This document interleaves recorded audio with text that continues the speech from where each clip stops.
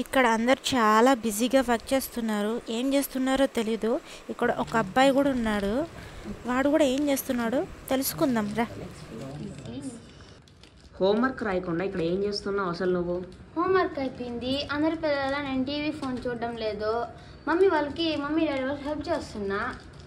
ఎందుకంటే వాళ్ళు పొద్దున్న నుంచి ఈవినింగ్ దాకా కష్టపడతారు. మళ్ళీ మనతో వచ్చి మనకు హోంవర్క్ రాయించాలి ఇవన్నీ అంటే వాళ్ళ వల్ల కాదు కదా. హోంవర్క్ రాసేసి వాళ్ళకి వచ్చి హెల్ప్ చేస్తున్నా అంటే వాళ్ళకి కూడా ఒక సపోర్ట్ అవ్వచ్చు కదా. చూడరా వీడు ఎంత గుడ్ బాయో. వీడిని చూసి నేర్చుకోవాలి మనము.